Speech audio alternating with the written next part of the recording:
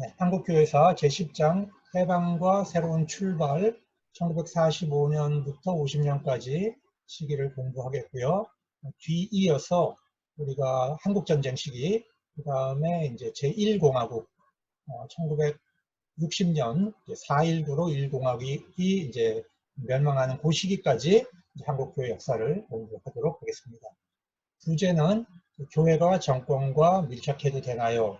하는 그런 물음을 던졌습니다.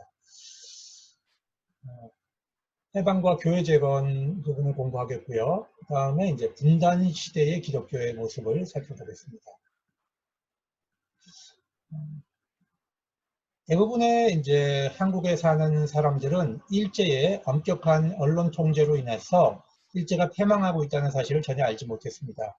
그래서 일왕이 항복을 선언하는 방송을 들으면서 해방이 어느 날 갑자기 찾아온 하나님의 은총으로 다가왔습니다. 그래서 옛날 어른들의 기록을 보면 전혀 모르고 있다가 어느 날 갑자기 이제 일본 왕이 방송을 한다는 소리를 듣고 라디오가 있는 곳에 다 몰려가서 귀를 기울이게 되는 거죠. 근데 이제 일본 왕이 사실상 항복을 선언하는 거죠. 이것이 얼마나 이제 충격스러운 일이고 얼마나 감격스러운 일이었을까 우리 한번 생각을 해볼 수 있습니다. 그러나 사실상 이제 정치적 차원에서는 지배자가 바뀌는 것이죠. 일본군이 물러가고 미군은 이제 새로운 점령군으로 들어오는 것입니다. 왜냐하면 한반도는 사실상 일제의 통치하에 있었기 때문에 거기는 적진입니다. 미국의 입장에서는.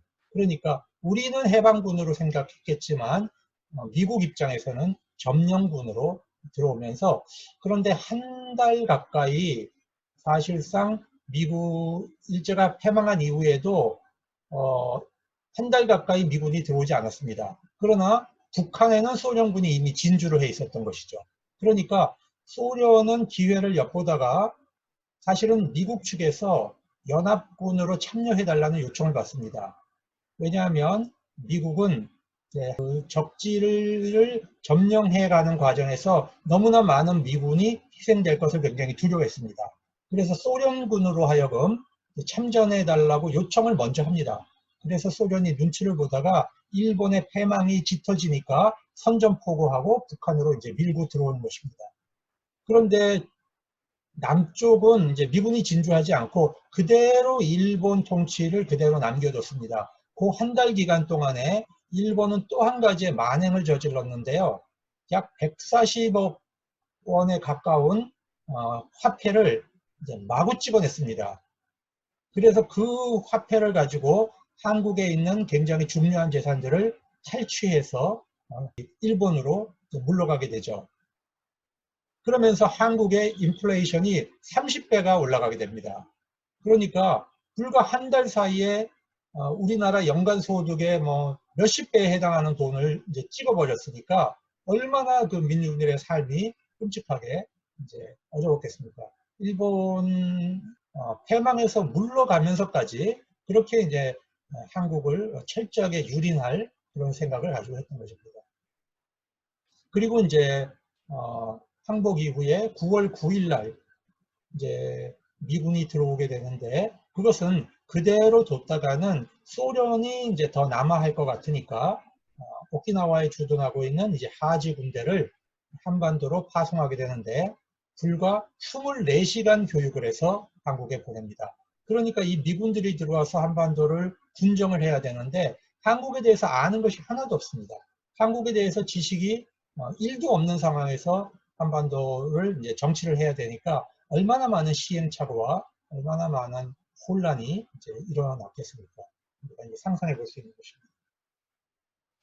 미군정은 미군 특별전세기로 이승만을 모셔왔고 임시 요인들은 정부 요인 자격으로는 들어오지 못한다고 이제 엄명을 내렸기 때문에 임정 요인들은 개인 자격으로 입국할 수밖에 없었습니다. 출발부터 미군정은 이제 이승만을 염두에 두고 이렇게 이제 정치를 시작했던 것입니다. 자, 해방된 이후에 한국에는 일제가 남겨놓은 교회가 있었는데 그것이 이제 일본 기독교 조선교단이라고 하는 이제 폐망 직전 한 달 전에 모든 한국의 교회를 통폐합해서 일본 기독교 조선교단 밑에다 집어넣습니다.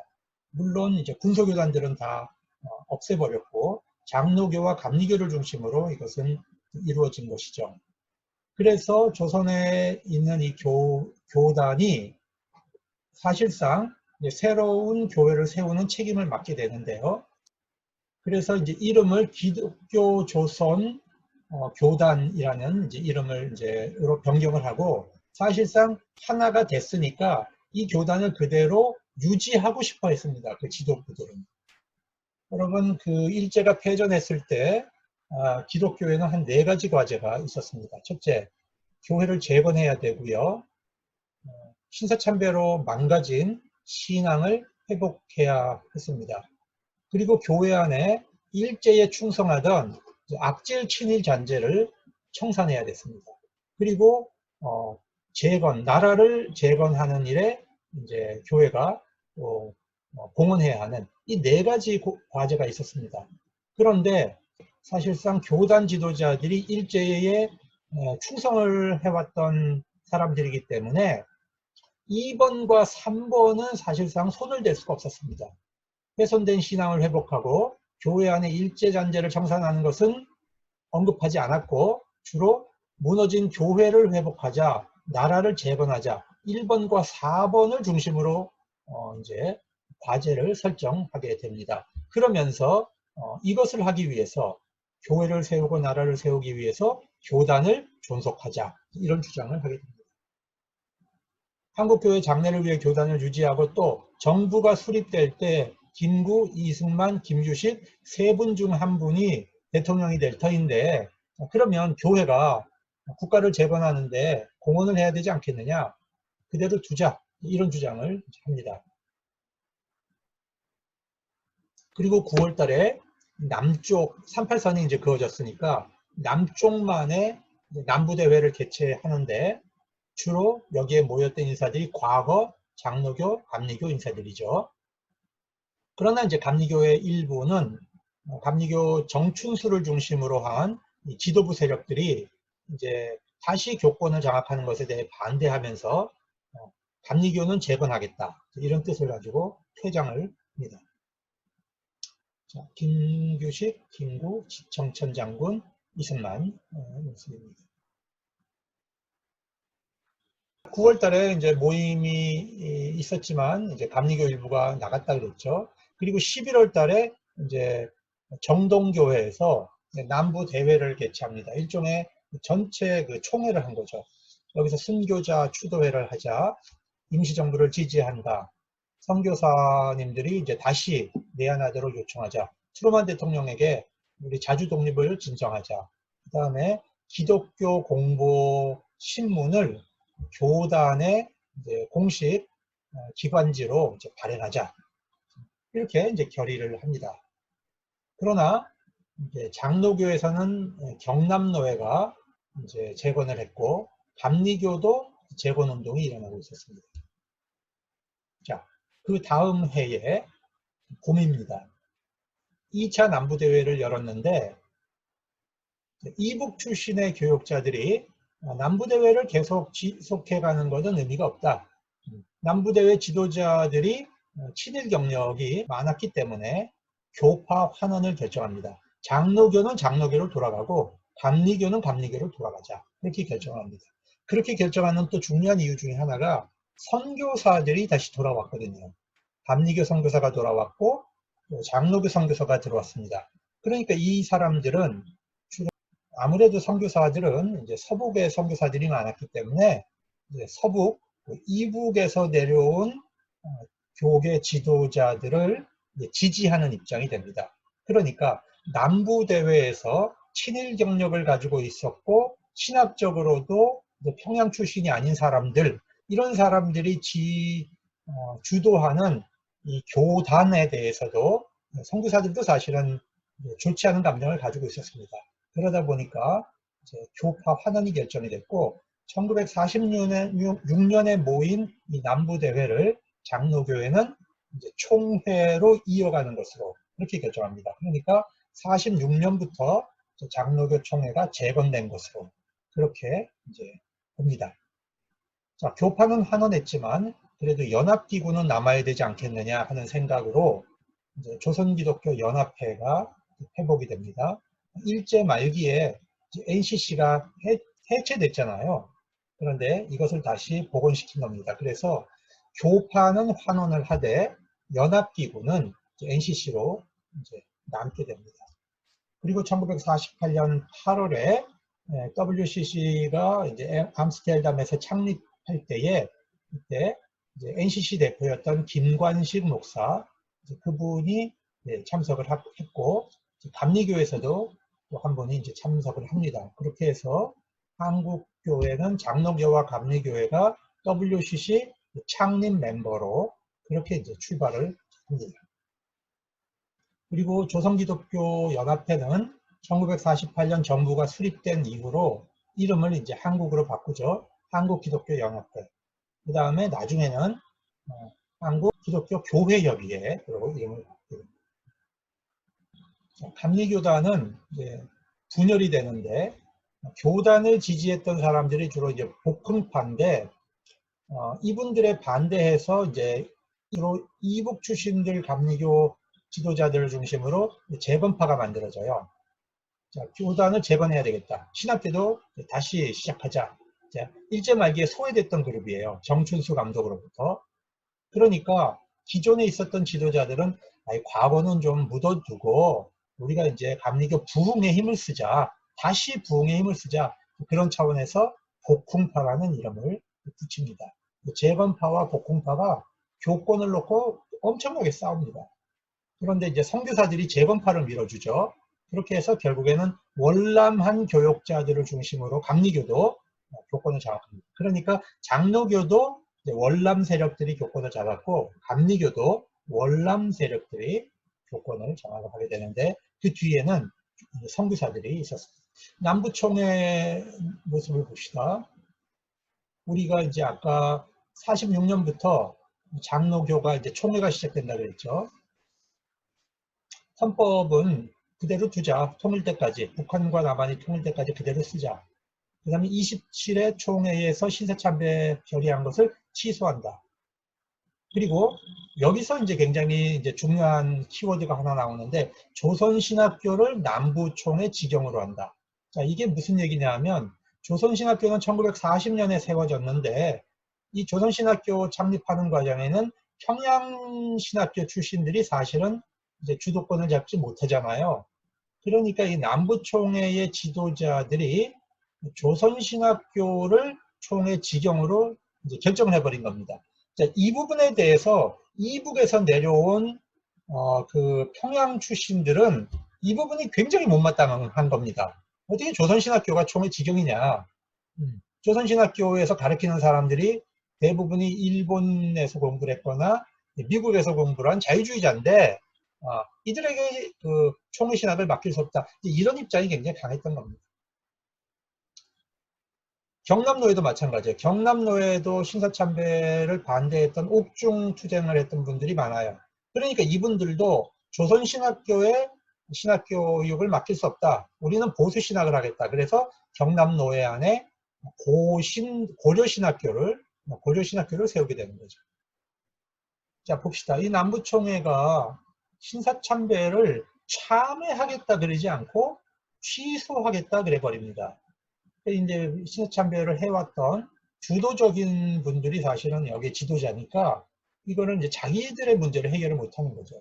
신사참배 참회로 가야 하고 자기들이 갖고 있는 리더십을 내려놔야 되는데 그것이 어려우니까 참회를 언급하지 못한 겁니다.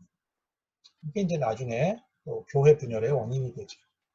자, 남쪽은 장로교가 이렇게 모였고 북한에서는 장로교가 5 북한 5도의 연합노회를 만들어서 그 연합노회가 북한의 장로교 총회 기능을 이제 하게 됩니다. 해방후의 첫 부활절이고요. 여기가 이제 의미가 있어요. 사실 부활절 연합예배를 남산에서 했습니다. 여기가 신사 자리거든요. 신사 참배하던 자리입니다. 여기서 부활절 연합 예배를 한 것은 한국교회가 참회하는 의미가 있습니다. 여기서 우리가 신사참배했으니까 하나님 앞에 여기서 부활절 예배를 드리자. 그런 것이 이제 있었습니다.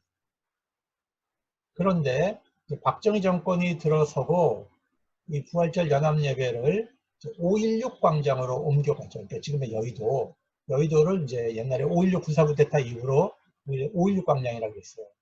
5.16 광장으로 이제 옮기면서 그때부터 한국교회가 참회 의미보다는 한국교회의 세를 과시하는, 얼마나 많이 모였다, 이거를 과시하는 쪽으로 부활절 연합 예배가 좀 변환됩니다. 그러다가 이제 교파 분열이 일어나고 싸움을 하게 되면서 부활절 연합 예배가 다 깨져버린 거죠. 한국교회 현실이죠. 일제전제 청산 실패하는데, 첫째, 친일 세력이 기득권을 유지하면서 그대로 남았습니다. 이건 뭐 정치계도 마찬가지고, 교육도 마찬가지고, 기업도 마찬가지고, 경찰, 군인, 종교, 다 마찬가지였죠. 그래서 일제강점기의 역사를 우리가 좀 청산해야 되는데, 그걸 실패했습니다. 첫 번째는 이제 미군정이 들어와서 친일 관료들을 그대로 쓰는 것이 행정상 굉장히 효과가 높았습니다. 미군정이 사람을 데려다 쓸 수 없으니까 친일했던 사람들을 그대로 쓰는 거죠. 미군정 입장에서는 사람들이 미군에 더 충성한다, 그렇게 본 거죠, 사실. 그리고 이승만 세력은, 이승만 박사는 10년 어간에 이제 미국으로 가게 되는데, 1945년 해방 때까지 이분은 국내에서 아무 활동은 안 합니다. 미국에만 주로 있었죠. 그러다 보니까 국내에 이승만을 지지하는 정치 세력은 없습니다. 이름은 알려져 있지만 이승만을 지지하는 정치 세력이 하나도 없어요. 그러니까 이승만은 자기의 권력 유지를 위해서 자기를 지지하는 정치 세력을 항상 이제 교체해야 됐죠. 그래서 처음에 이승만이 붙잡은 세력이 한민당이라는 세력인데, 한국민주당.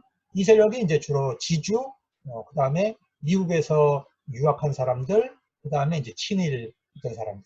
이 사람들로 구성된 주로 정치 세력을 이승만의 집권 파트너로 그렇게 이제 택하게 됩니다.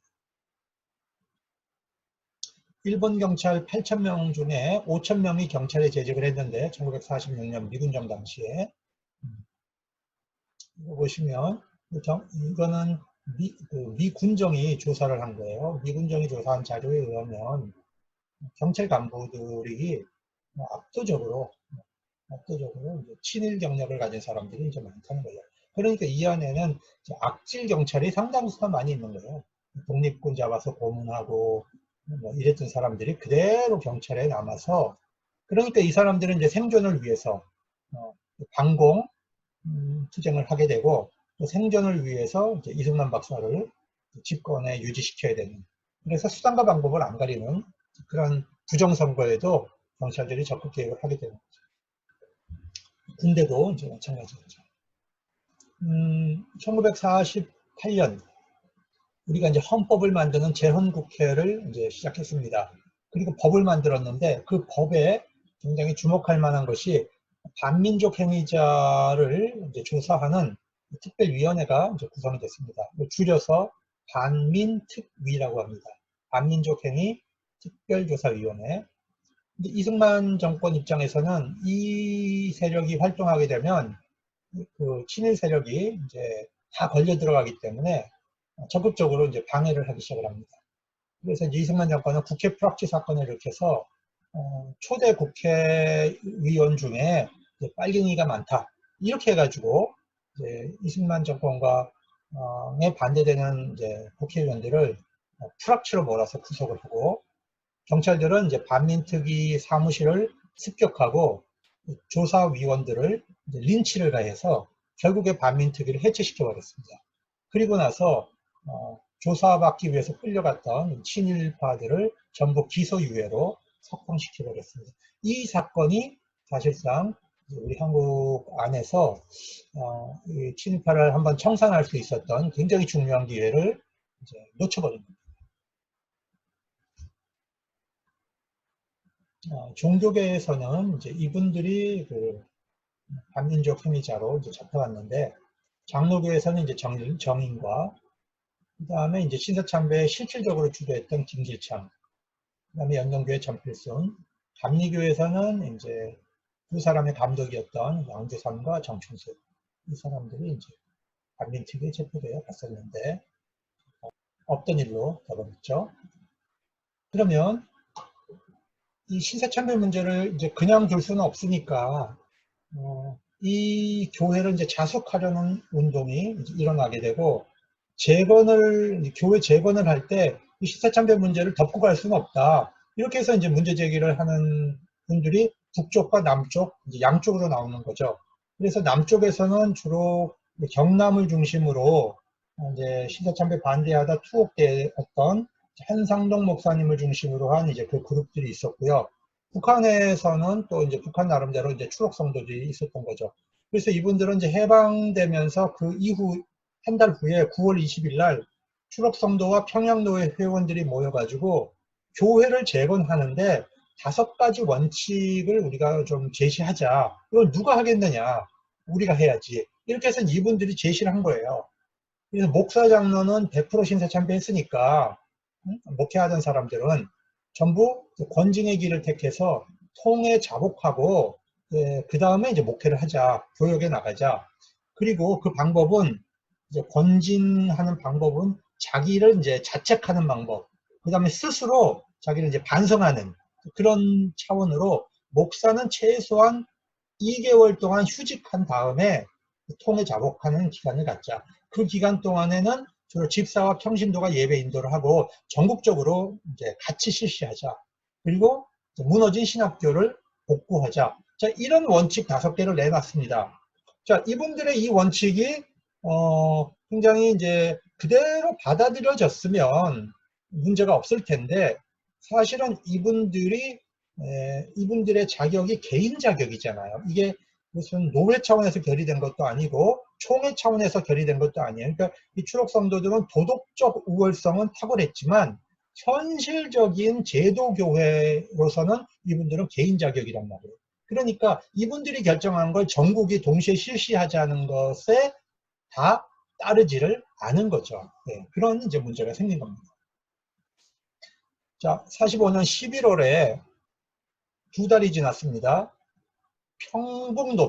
평북에 있는 6개 노회가 교육자 퇴수회를 했는데, 이때 이제 박형룡 박사가 거기에 와서 평양노회와 추록성도가 결정한 5가지 교회 재건 원칙을 발표합니다. 이때 이제 반발이 일어나는 거죠. 홍택기 목사, 이분은 이제 27회 총회, 1938년에 신사참배를 가결할 때 총회장을 했던 사람이에요. 이분이 이제 이런 말을 합니다. 옥중에서 고생한 사람, 교회를 지키기 위해서 고생한 사람, 이 고생은 마찬가지다. 그런데 교회를 버리고 해외로 도피한 사람, 은퇴 생활한 사람보다 교회를 지키기 위해서 어쩔 수 없이 일제 굴복했던 사람들의 수고가 더 높이 평가되어야 된다. 자, 이런 얘기를 한 거죠. 이건 무슨 얘기냐면 신사참배 투쟁한 사람, 그 다음에 신사참배 하면서도 교회를 지킨 사람, 고생한 사람들이다. 근데 해외로 도피한 사람, 박형룡 박사를 지적하는 거예요. 그 다음에 은퇴 생활한 사람, 이 사람들은 그렇게 고통받지 않았냐. 그러니까 당신들이 우리에게 윤리적 지적을 하지 마라. 이런 얘기를 사실상 돌려서 하는 거죠. 신사참배에 대해서 회개하고 벌 받는 것은 하나님과 그 행위자가 직접 할 일이지 제3자가 이렇게 하자고 정해갖고 이래라 저래라 할 문제는 아니다. 여러분, 이 논리 구조가 가만 보시면 맞는 얘기예요. 이건 맞는 얘기입니다. 맞는 얘기인데 누가 하냐에 따라서 달라요. 만약에 이 얘기를 옥중성도가 해서 자, 우리가 좀 끌어안고 갑시다. 그리고 회개하십시다. 뭐 이렇게 가면 이게 설득력이 있어요. 그런데 신사참배를 가결한 사람이 이 얘기를 하니까 이건 아무 사실 설득력이 없는 거죠. 그러니까 우리가 그 말이 진리냐 아니냐, 논리가 진리냐 아니냐가 중요한 게 아니고 여기에는 뭐가 포함됩니까? 누가 하느냐, 어떤 윤리적 정당성을 갖고 있는 사람이 하느냐에 따라서 그 말이 맞을 수도 있고 안 맞을 수도 있다는 것을 우리가 이제 생각해 봐야 됩니다. 자, 그리고 북한 5도 이제 장로교 5도 연합노회가 이런 결정을 합니다.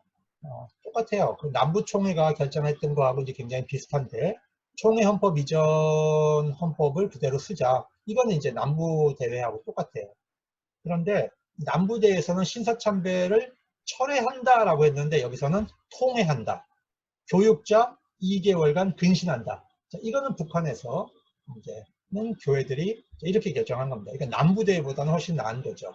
신학교는 연합노회가 지령으로 하겠다. 자, 이런 결정을. 그리고 전도대회 하자. 연합국 사령관, 이건 이제 소련군인데, 자, 수고해 준 거에 대해서 우리가 감사 인사를 하자. 이런 걸 결정합니다. 이분들은 이제 추록 성도들이고. 자, 여기서 맨 왼쪽에 두 분의 여성이 있죠. 뒤에 계시는 분이 이제 조수옥 전도사님이고, 이 앞에 계시는 분이 이제 재건교회를 세웠던 최덕지 전도사님인데, 이제 우리나라에서 최초의 목사가 되시죠. 여자 목사, 장로교는 재건교회가 55년에 최덕지 전도사를 목사로 안수합니다. 그러니까 굉장히 놀라운 일이죠. 그 당시에 감리교도 1955년에 여성을 목사로 안수합니다. 근데 이제 다른 교단들은 이제 장로교단들은 일반적으로 안 했죠.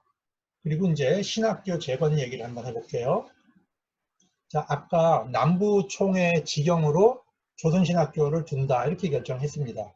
여러분, 총회 지경으로 신학교를 둔다는 건 헌법 안에다가 조선신학교를 총회신학교로 한다고 결정하는 거예요. 그러니까 여러분, 헌법 안에다가 이거를 집어넣었다는 것은 함부로 바꾸거나 변경할 수 없는 거예요. 이거를 바꾸려면 총회가 결의해야 되고, 그 다음에 노회가 수의 과정을 거쳐야 됩니다. 그러니까 예를 들면 교단 안에 어떤 신학교를 총회 지경으로 한다 이렇게 정해 놓잖아요. 그걸 바꾸려면 노회가 3분의 2가 그거를 인정을 해줘야 된다는 뜻입니다. 자, 그런데 조선신학교를 총회 지경으로 하겠다고 결정한 사람들은 주로 이제 남부대회, 교단 지도자들이 그거를 결정한 겁니다. 그런데 현실로서 그것에 반대하는 사람은 이제 두 그룹입니다. 하나는 경남에 신사참배 반대 투쟁을 했던 사람들은 조선신학교가 싫은 거죠. 그 다음에 이북에서 내려오신 서북 기독교 세력들도 조선신학교가 싫은 겁니다. 그래서 고려신학교가 나오고 48년에 이제 박형령 박사를 이제 중심으로 해서 남산에 장로회 신학교를 세우게 되는데, 사실은 선교사들이 이거를 서포트해 줍니다. 그리고 대구로 전쟁이 터져서 이제 대구로 이제 피난을 가잖아요. 부산으로 피난을 가는데, 이때 대구에 가서 이제 신학교가 운영이 되다가 서울이 수복된 후에 남산으로 다시 오게 됩니다. 북한에서는 이제 평양에 있는 장신이 회복이 됐고, 감리교는 성화신학교를 세웠는데, 조선 기독교도 연맹이 이제 만들어지면서 이 두 개 신학교를 이제 통합하게 되고, 또 이제 전쟁 통해 신학교가 이제 없어지죠. 그러면 신학교 문제는 뭐냐? 첫 번째로는 일제잔재 청산 문제가 신학교에 걸려 있습니다. 조선신학교 문제는. 그 다음에 두 번째, 교회 재건의 주도권을 누가 지느냐 하는 것이 신학교와 관련이 있어요. 교권을 쟁탈하는데 신학교를 장악하는 게 굉장히 중요합니다. 왜냐하면 신학교는 돈이 들어오죠. 자기들의 신학을 확장할 수 있죠. 그 다음에 신학교를 졸업한 사람들이 목사가 되기 때문에 자기 제자들이 목사가 되면 교권을 잡을 수가 있는 겁니다. 그래서 신학교 문제는 단순히 신학교육 문제가 아니라 이거는 교권 투쟁과 또 신학 싸움과 긴밀하게 연결이 있는 거죠. 그래서 모든 장로교 교회 분열의 뒤에는 신학교 운영의 문제가 걸려있게 됩니다. 이북에서 이제 평양신학교 그다음에 이제 성화신학교, 이 두 신학교의 교장이었는데 6.25 전쟁 때 행방불명 되십니다. 자, 미군정이 들어옵니다. 미군정이 이제 하지, 오키나와에 주둔하고 있는 하지 군대 1만 명을 이제 빨리 들어가라, 한국에. 그래서 미군정을 해라. 자, 그 목적을 가지고 들어옵니다. 목적은 소련의 팽창을 저지하고 이제 한반도 남쪽에 친미 반공국가를 수립하는 겁니다. 그런데 이 사람들은 아무것도 아는 게 없죠. 그러니까 미군정을 누구에게 이제 조언받게 되느냐? 한국말을 할 수 있는 선교사들, 그다음에 선교사 자녀들에게 미군정은 절대적으로 의지하게 되는 것이죠. 사실은 선교사들이 막강한 권력을 행사하죠. 이때. 원조 물자 오는 거, 그 다음에 주요 관료를 이제 요직에 임명하는 거, 이런 거를 이제 선교사들이 다 조언하게 됩니다. 이러면서 미군정 하에서 선교사들과 그 후손의 역할이 과거와는 확 달라집니다. 자, 전통적으로 선교사들은 정교 분리를 가르쳤잖아요. 그런데 이제는 정교 분리가 아니라 완전히 정교 유착을 만들어버린 거죠. 미군정과 교회 사이에 중재자 역할을 하면서 이 미군정 안에다가 기독교인들을 적극적으로 이제 집어넣기 시작을 한 겁니다. 그리고 국가교회 관계에 결정적인 역할을 해서 이제는 교회가 정치와 분리될래야 분리될 수 없는 상황이 이제 되고 있습니다. 예를 들면 이제 그 조지 윌리엄스라고 하는 분은 감리교 영명학교를 세웠던 프랭크 윌리엄스의 아들인데 군의관이었습니다. 한국어를 하죠, 이분은. 그러니까 하지가 특별 보좌관으로 이제 채용을 하는데 이분이 이제 굉장히 중요한 역할을 많이 했어요. 조경학 박사나 영명 출신, 감리교 출신들을 요직에 많이 집어넣습니다. 군정청에. 또 한 사람은 이제 감리교 헤럴드 노블이라는 사람은 노블 선교사 장남인데 한국어 1호를 구사했기 때문에 이분은 27년에서 49년까지 활동을 했는데 한국의 CIA 요원으로 이제 발탁이 돼서 주로 이제 선교사 자녀들이 언어가 되니까 이제 CIA 요원으로 발탁이 많이 됩니다. 2차 세계대전에는 이제 미해병 통역장교를 했고 1호가 되니까. 자, 메가더가 이 켈러 부대를 설치하는데 이건 북한에 넘어가는 부대입니다. 남한에서 북한에 간첩 보내는 거죠. 주로 서북 청년들이 많이 했습니다. 월남에서 내려온 북한 출신 청년들이 그 지역을 아니까 밤에 몰래 들어가서 정보를 빼오는 그런 역할을 많이 하는데 아마도 곽선임 목사님도 이 일을 했던 것 같아요. 곽선임 목사님 한번 설교하시는데 자기가 이제 북한에 넘어갔다 몰래 이제 왔다 갔다 했던 얘기를 한번 하시더라고요. 그래서 이제 넘어갈 때 깜깜할 때 넘어갔는데 아무것도 안 보일 때. 그래갖고 사람들 6명이 넘어가면 이렇게 줄을 잡고 간답니다. 근데 가다 보면은 확 터졌대요. 지뢰를 밟아가지고 확 터지고 이제 몇 명 살았는데 그래서 자기가 이제 한 사람을 이제 들쳐업고 이제 내려갔는데 눈이 다 날라갔대요. 눈이 앞을 못 보게 된 거죠. 그런데 누군가가 기증을 한 거예요. 눈 하나를. 그렇게 해갖고 이렇게 수술이 성공리에 끝나고 눈을 딱 떴는데 그 눈을 기증한 사람이 누구겠어요? 그 환자의 어머니였어요. 어머니. 세상에 어머니가 아니면 누가 자기 눈을 빼서 주겠습니까? 사망하는 사람이 아닌 다음에야 살아있는 사람이 누가 자기 눈을 빼주겠어요? 엄마밖에 없죠. 그런 스토리를 얘기하시더라고요. 그러니까 이 켈러 부대가 이제 그런 거 하는 거였습니다. 그 다음에 이제 언더우드 선교사의 아들인 이제 원한경 박사, 이분은 이제 미 육군성 이제 전략국에 일을 했는데, OSS, 사실 이제 CIA, 그리고 한국의 이제 하지 장군의 고문으로 이제 소령 대우를 받으면서 이제 입국을 해서 미 군정청에 이제 법률국 총무를 했고 훗날 이제 연희대학교 이제 명예총장을 하셨는데 이 원앙경 박사 부인이 공산당에 의해서 이제 살해됩니다. 왜냐하면 이제 원앙경 박사가 이제 원앙경이 CIA였기 때문에 이제 언더우드를 노리고 이제 살해 기도를 했는데 원앙경 박사 부인이 돌아가시죠. 그런 이야기들. 그러니까 이제 선교사와 선교사 자녀들이 얼마나 이제 그 해방 정국에서 중요한 역할을 했는가 그걸 얘기하고 있는 겁니다. 이승만 메라다 하지의 모습. 하지는 육사 출신이 아니고 그 전투 요원으로 올라온 사람이에요. 그러니까 이 사람은 사실 인문학적인 거나 뭐 이런 쪽으로 아는 게 없는 사람이에요. 군정을 하기에는 좀 적합하지 않은 사람이었어요. 자, 그리고 미군정은 개신교에 대해서 이제 상당한 특혜를 제공하고요. 개신교가 아닌 다른 종교에 대해서는 상당히 이제 차별을 합니다. 유교에 대해서는 거의 지원을 하지 않았고요.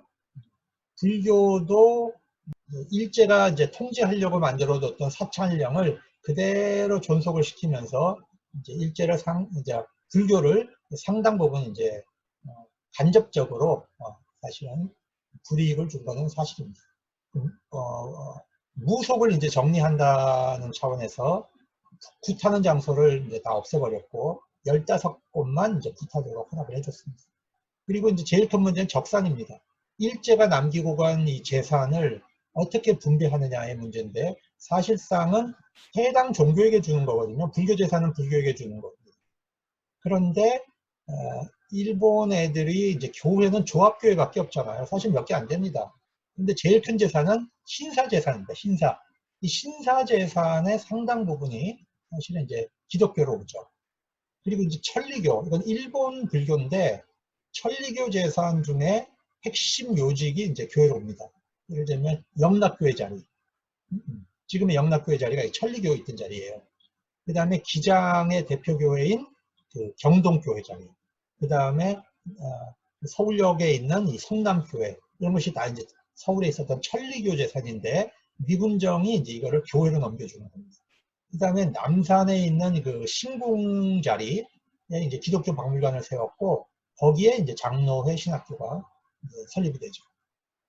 그 다음에 불교 사찰의 상당수도 사실상 불교로 줘야 되는데 사실은 이제 기독교로 여기 이제 상당히 로비가 통했죠. 그 당시야 그 현장에서 대위급이 결정을 했는데 목사들이 찾아가서 압력을 넣으면 또 이제 이미 결정된 것도 이제 바꿔서 교회로 오게 되는 그런 일도 이제 종종 있었어요. 그래서 최근에 불교 쪽에서 이거 가지고 이제 자꾸 이제 문제 제기합니다. 그 다음에 18개의 형무소가 있었는데 그 형무소의 교무과장직을 이제 목사로 결정을 합니다. 천주교회는 이제 그 조선정판사 공산당이 운영하던 인쇄소인데 이거를 받아가지고 오늘날의 경향신문을 만들게 되죠. 자, 이제 좌파와 우파가 결정적으로 나뉘게 되는 게 이제 신탁통치 문제입니다. 5년간 신탁통치 하자는 거죠. 이 신탁통치안을 내놓은 건 사실 미국이에요. 소련이 먼저 내놓은 게 아닙니다. 미국이 먼저 내놨다가 이제 발을 뺀 거죠. 자, 그때에 신탁통치에 이제 결정적으로 반대하는 건 이제 우파와 기독교고 찬성하는 건 이제 좌파 계열이었죠.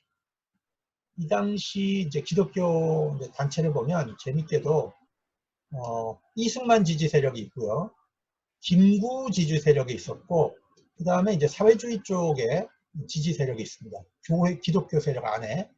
이제 대다수의 다수는 이승만을 지지하는 이제 세력이었고, 재밌게도 이제 김구를 지지하는 온건 우파 정당이 있었습니다. 기독교 신민회 정당이 있었고, 이쪽은 이제 기독교 민주동맹은 좌파 쪽입니다. 그런데 해방 전국에서 이 좌파는 물론 이제 사라지게 되고, 온건 우파까지도 김구를 지지했던 세력까지도 교계 안에서 다 소멸됩니다. 유일하게 이승만 박사를 지지하는 기독교 세력만 살아남게 되는 거죠. 해방 전국에서. 이거 보시면 남한만의 단독 정부를 이제 수립하자는 안이 나왔을 때 임시정부하고 중도하는 걸 반대해. 그 핵심 세력이 조선기독교 청년전국연합회인데 요 안에 보면 이제 조향록, 강원용 이런 분들 이제 훗날 이제 기장으로 역할을 했던 지도자들이죠. 이분들은 이제 김구를 지지하는 입장이었습니다. 그런데 김구 선생이 암살당하죠. 1946년에. 그리고 나서는 이제 교회가 이승만의 일방적 지지로 돌아섭니다. 이분들이 이제 중도파였죠, 주로 중도파. 김구 선생이 이제 북한에 넘어가서 김일성과 남북 협상을 하는 건데 돌아와서 이제 안두희에 의해서 이제 암살 당하죠. 백봉김구를 제거하는 겁니다. 이제 백색 테러인데 사실은 이 안두희가 이제 미군 방첩대 요원입니다. 그러니까 이 암살 배후가 이건 이제 그뭐 고위직에서 결정된 거라고밖에 볼 수가 없어요. 이 안두희가 체포될 때 모습이, 아니, 잡아가려면 잡아가라. 뭐, 이제 이런 태도잖아요. 체포될 때 기자가 찍은 거예요. 그러니까, 웃긴다. 이거 니들이 나 잡아봐야 아무 의미 없다. 이제 그거죠. 안두희가 풀려나서, 전매청 그 담배 판매하는 굉장한 특권을 이승만 정권으로부터 받아가지고, 이 사람이 이제 돈도 상당히 벌었습니다. 한때는. 그러다가 이제 정권 바뀌고 이제 자기 신분을 이제 숨기고 살기 시작했죠. 떳떳하지 못하니까 숨기고 살다가 2004년인가 6년인가 안두희를 끝까지 추적한 이제 택시 운전사 한 분 계셨어요. 그분이 안두희와 한 4년간 사귀고 이게 안두희가 틀림없다는 이제 확신을 하고 이제 길거리에서 몽둥이로 안두희를 때려서 죽였습니다. 그리고 그 자리에 이제 자기가 자수했죠. 그리고 그렇게 이제 안두희가 갔는데 안두희가 죽기 전에 좀 자기 배우가 누구였다는 얘기는 좀 해주고 죽었어야 되지 않는가. 역사를 위해서. 그 배후에는 이제 김창룡이라고 하는 특무대 대장, 관동군 헌병 출신의 이제 악질 친일파인데 이 사람이 이제 있었죠. 그때는 우리나라가 이제 해방 전국의 기독교 신자 다 합쳐야 5%밖에 되지 않는데 참 놀랍게도 기독교 국가를 건설하겠다는 말이 나오는 거예요. 헌법에 종교의 자유가 있는 세속 국가임을 분명히 했는데 어떻게 기독교 국가를 건설하겠다는 논의가 나올 수 있었을까? 참 이제 아이러니한 거죠. 나머지 95%는 어떻게 되는 겁니까? 기독교 신자가 5%인데 기독교 국가를 건설하자. 이런 논의. 왜? 대통령이 기독교인이다 이거죠. 대통령이 기독교인이라고 해서 기독교 국가가 됩니까? 이런 것이 이제 한 매번 이제 반복되는 것 같아요. 옛날에 뭐 이명박 씨가 이명박 전 대통령이 시장 나갈 때 서울시를 하나님께 봉헌하겠다. 아이 그래갖고 난리가 났었잖아요. 그 말이 기독교 표를 노리고 한 거지만 이게 시민사회 안에서 할 수 있는 얘기냐고. 그러면 그게 교회에 도움이 된다고 생각하세요? 이명박 씨가 정말 교회에 도움을 줬어요. 그래서 그런 어떤 얄팍한 이제 정치 상술에 교회가 이제 놀아나서는 안 되죠. 기독교 국가 건설할 수 없습니다. 어떻게 그게 가능해요? 근데 이제 이런 얘기가 나오게 되는 게 45년, 48년 해방정국이죠. 기독교가 이제 그 총회를 할 때 김구, 김규식, 이승만 세 분이 다 이제 참석을 합니다. 그러니까 이 셋 중에 하나 대통령 나올 텐데 이분들이 다 기독교 정신 위에 새 나라를 세우자 이제 이렇게 호소를 했기 때문에 교회가 업되기 시작을 했어요. 그 다음에 이승만 박사가 이제 초대 국회 개원을 할 때 이윤영 감리교 목사인데 이분에게 이제 그 기도해달라고 이제 부탁을 합니다. 그러니까 이제 이승만이 얘기를 하는데 누가 거기에 토를 달겠습니까? 그러니까 이제 그 기도를 하고 국회를 시작을 한 거죠. 근데 이거는 이제 기독교인들은 굉장히 이제 높이 평가하죠. 아, 이승만 대단한 분이다. 이제 개인적 신앙인으로 보면 높이 평가할 만하죠. 그러나 대통령으로서 한 국가 전체를 대표하는 사람으로서는 좀 오만한 거 아닌가 그런 생각도 해보고요. 그 다음에 이제 애국선열과 3천만 독파 앞에서 내가 대통령직을 하겠다라고 선언을 하는데 그 앞에 자기가 이제 하나님을 또 집어넣습니다. 이렇게 이런 분위기가 있었던 거죠. 그리고 초대 국회의원이 208명 중에 44명, 21%가 기독교 개신교인이고 장차관 242명 중에 38%가 개신교인이고, 그러니까 압도적으로 이제 개신교 리더십의 그 비중이 컸어요. 이런 분위기에서 기독교 국가 건설 논의가 나오는 거죠. 배경, 미분정이 있었고, 정교, 분리가 아닌 일치 분위기가 있었고, 공산주의의 위기감이 있었고, 해방정국의 국가재건 분위기가 높았고, 기독교인들이 풍부한 인력을 가지고 있었습니다. 그러다 보니까 기독교 국가 건설 논의가 이때 나온 겁니다. 이승만 박사가 이제 시임하는 장면이죠. 자, 여기까지 하고 조금 휴식을 취한 다음에 그 다음부터 공부하겠습니다. 자, 수고하셨습니다.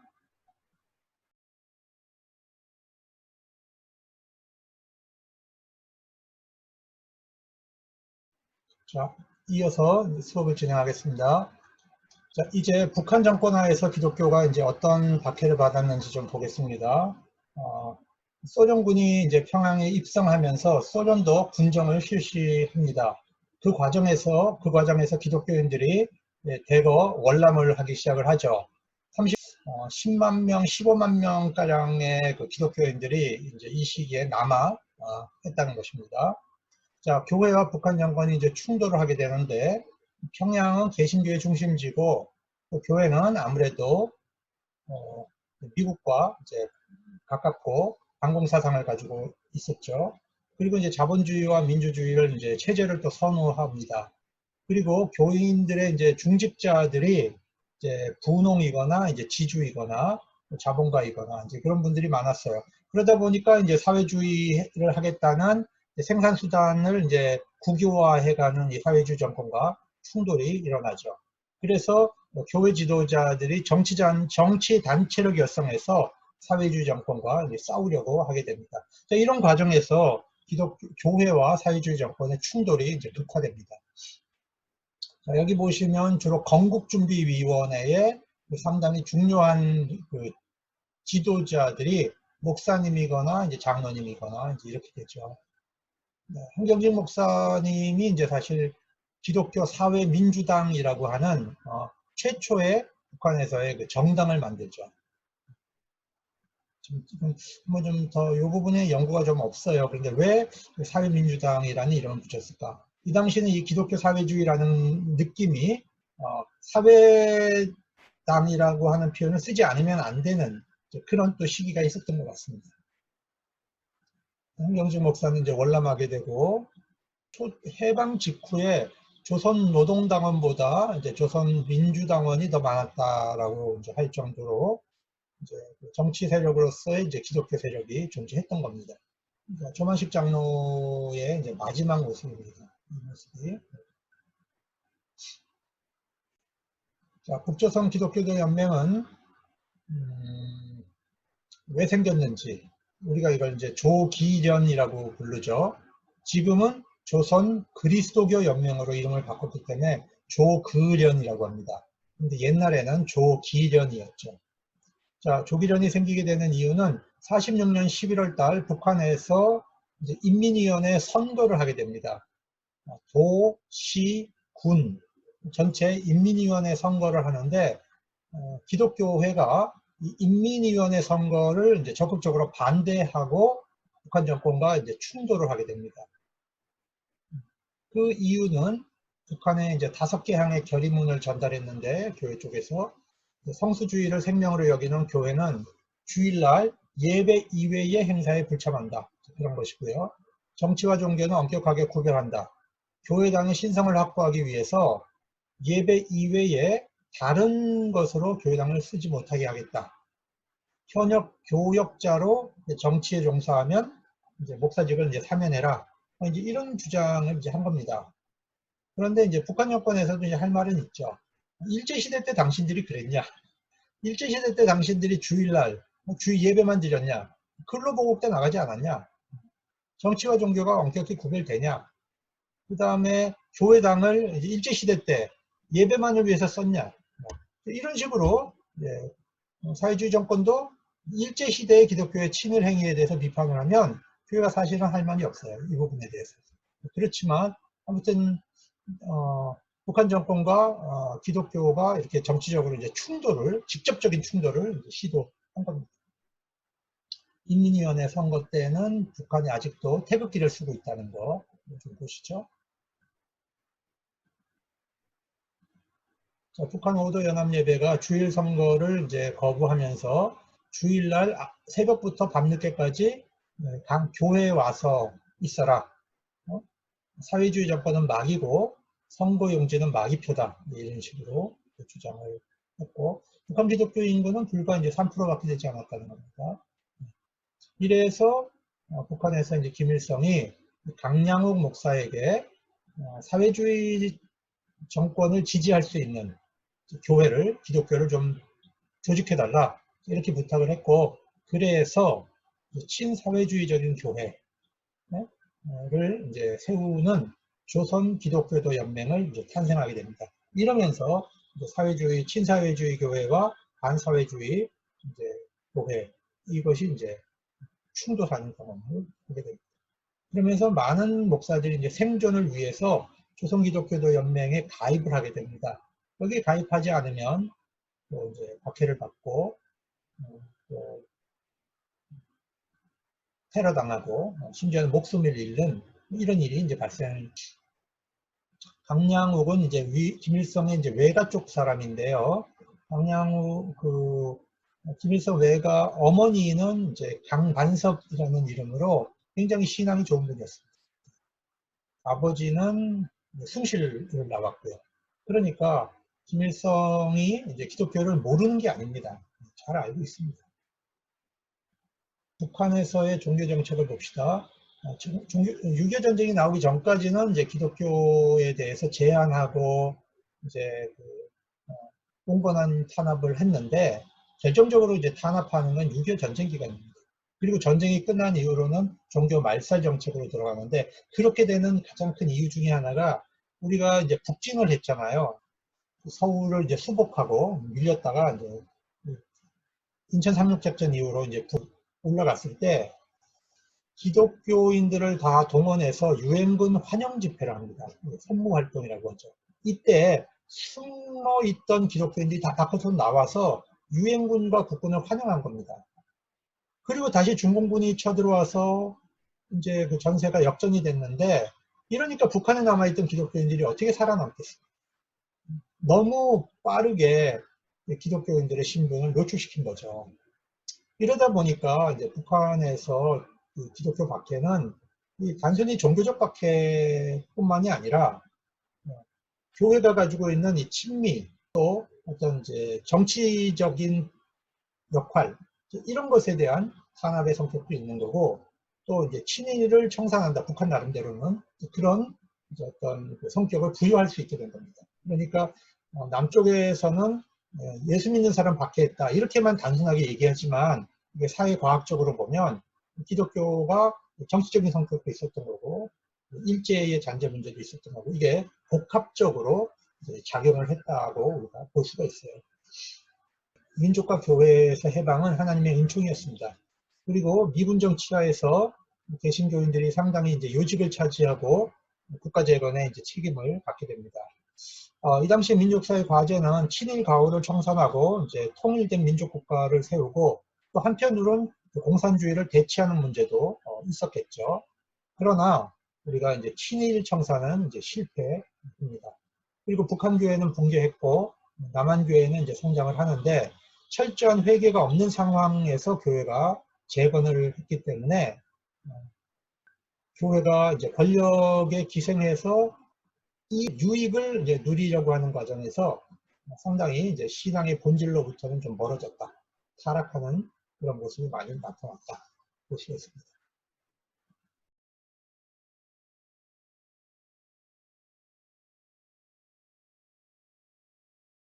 자, 이제 전쟁 부분을 보겠는데, 이 부분은 그냥 짧게 넘어가겠습니다. 6.25 전쟁은 남북만의 전쟁이 아닙니다. 이것은 국제전쟁입니다. 국제전쟁이라고 하는 뜻은 미군과 소련의 냉전 구조 하에서 한국이 대리전쟁을 치른 것입니다. 자, 소련군은 48년 12월에 철수를 했고 미군은 49년 6월에 철수를 했는데 소련과 미군이 철수한 이후로 38선을 중심으로 824회의 전투가 일어납니다.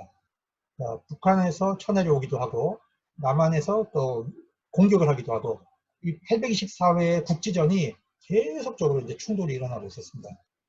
이런 과정에서 이제 이념 대립이 적개심과 증오를 확대시켰고 이것이 결국 전쟁 과정에서 더 잔인한 보복이 일으키는 상처가 더 커지는 이런 것을 불러왔습니다. 우리가 좀 패수청을 해야 돼요. 북한이 그렇게 이제 무기를 증강시키고 있었는데 그걸 미국이 몰랐을까요? 알았을 거예요. 그런데 왜 그러면 남한을 무장시키지 않았냐는 거죠. 왜 남한을 무장시키지 않고 남한을 그대로 정말 그 형편없는 그 군대 시설을 그대로 주둔했냐는 거죠. 이게 이제 굉장히 사실은 그 사회과학적으로 보면 여러 가지 숙제거리가 있는데 미국이 원했던 거 아니냐 이런 입장을 보는 사람들이 있습니다.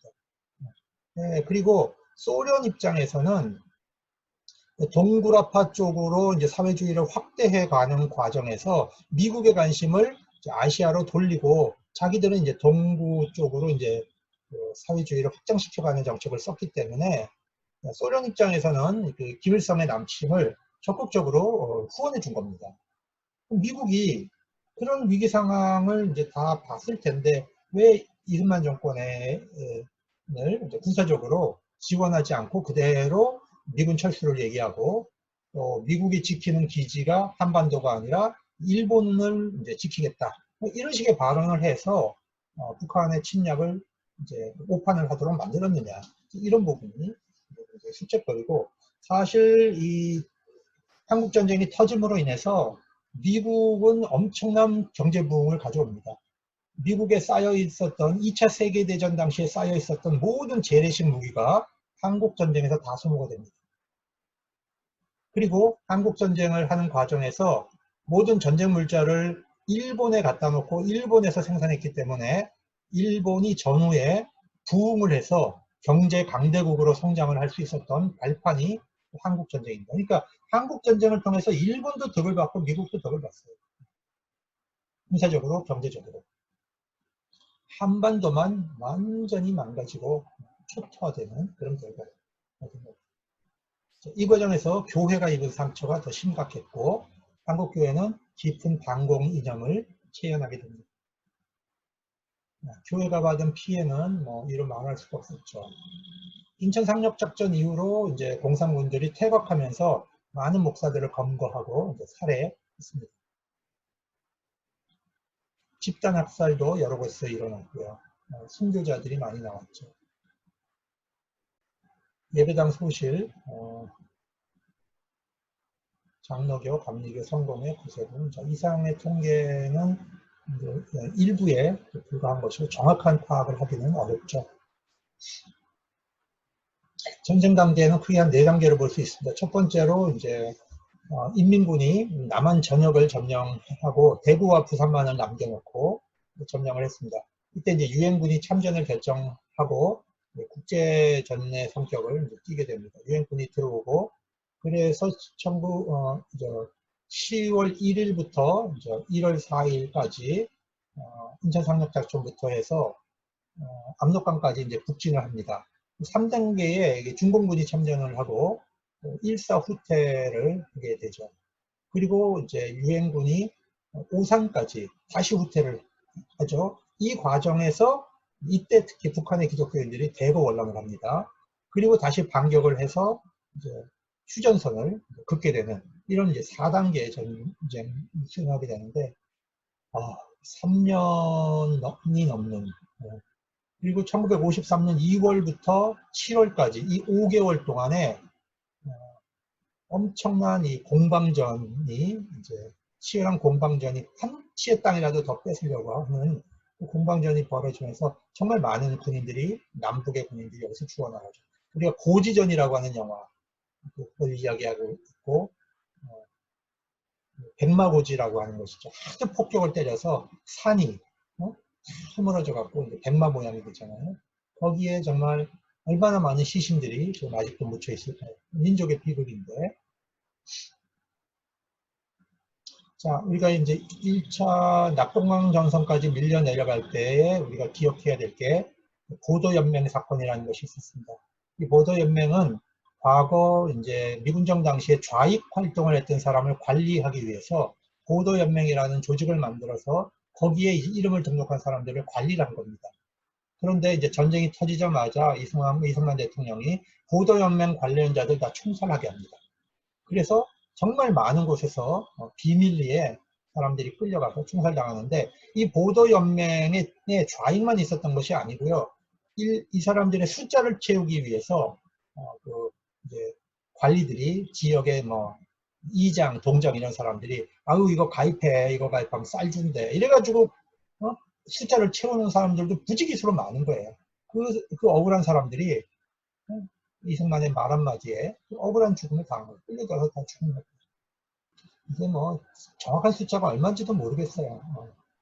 수십만이라고도 하고 몇만, 정확하게는 이제 알 수가 없어요. 근데 이제 이게 이 사진 보시면 이 사진이 2050년 한국전쟁 50년이 끝났을 때 미국이 이제 비밀 해제를 하고 이 학살 장면을 찍었던 것을 이제 사진을 풀었습니다. 그래서 이게 이제 세상으로 나오게 됐는데, 이렇게 구덩이를 파고 사람들을 이제 이렇게 눕혀놓고 뒤에서 총을 쏘는 거죠. 뒤에서 머리에다 대고 총을 쏘고, 그 다음에 구덩이를 밀어넣고, 또 가서 팔짱 끼고 다 이렇게 엎드리게 하고 또 쏘고 또 밀어넣고, 이렇게 하고 그냥 그 불도저로 그냥 그걸 덮어버리는 거죠. 이제 대전에서 청령 장면인데, 대전에서만 이런 게 아니고 전국 각지에서 이런 민간인 학살이 일어난 거예요. 이것도 보도연맹 살해 장면. 그리고 1950년